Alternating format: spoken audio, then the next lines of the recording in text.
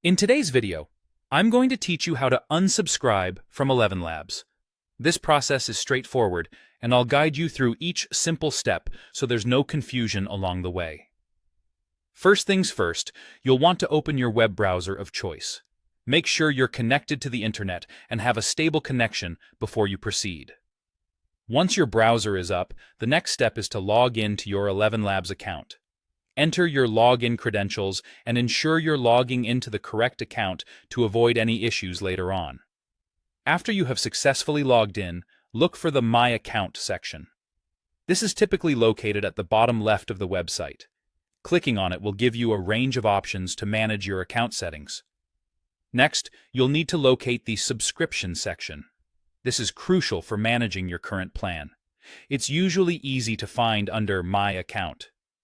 Take a moment to ensure you're in the right section before proceeding. Once you're in the Subscription section, find the Manage Subscription button. Depending on your screen size and the device you're using, this button might appear on the top right or left of the window. Click on it to open up more detailed subscription options. Here comes the key part. Within the Manage Subscription area, you'll see the option to Cancel Subscription. Click on that, and you'll be guided through a series of prompts to confirm your cancellation. Be sure to read each prompt carefully and confirm your choices to ensure your subscription is canceled as intended. It's important to note that if you're currently on a free plan with ElevenLabs, you won't see the Cancel Subscription option. Instead, you'll encounter an Upgrade button.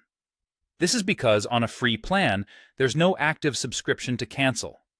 So, if you see the Upgrade button, you can rest assured that your account is already set to the free plan status. And that's it! Unsubscribing from ElevenLabs really is that simple. Taking a few minutes to manage your subscriptions is always a good idea to avoid any unwanted charges or services you're no longer using. Thanks for following along with this guide, and I hope you found it helpful. If you need further assistance or have any questions, feel free to leave a comment down below. Don't forget to like and subscribe for more helpful tutorials, and we'll see you in the next video.